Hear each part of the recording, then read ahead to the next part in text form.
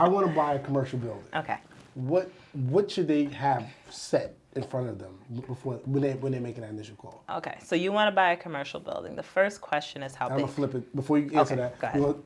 It's a two-part question. Okay. To purchase and to lease. Okay.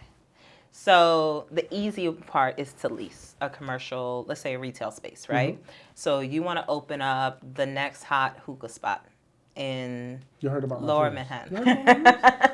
I mean, hey, I'm all about any business that wants to hustle and make money. I'm here for it. So you want to open the next hot spot.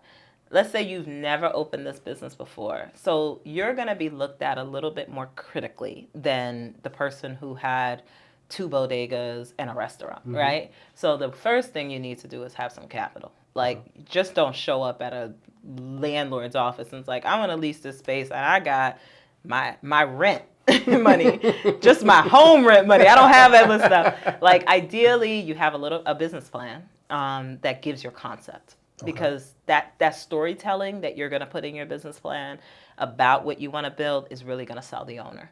Then you have capital. So I would say if you're leasing in Brooklyn or Queens or some of the outer boroughs or the Bronx, you may have a little bit easier. Ideally, if you're coming into Manhattan, you want to come correct. Okay. So most of the new businesses, I would say, have at least $150,000 to $200,000 in cash, liquid assets. Okay.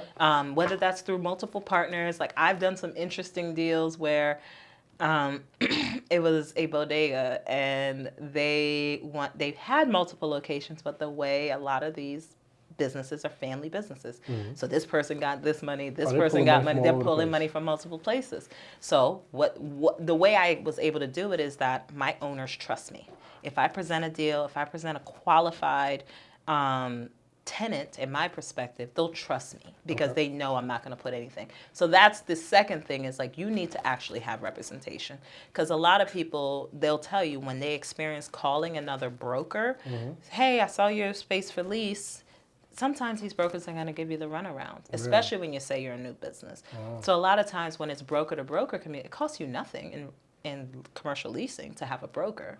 So it's just like residential. It costs you, not like residential. Like if you're leasing an apartment in residential, sometimes you pay a fee. Mm-hmm. If you're leasing a place in commercial, you do not pay a fee. The landlord pays? Landlord pays their commission schedule. So a lot of times you're not helping yourself by going in by yourself. Mm. And for me as your broker, if I'm presenting it a certain way, if I'm packaging it a certain way, if I'm speaking their language, they won't even ask you questions. I've had deals go through and they did not have to show a single piece of paper. Really?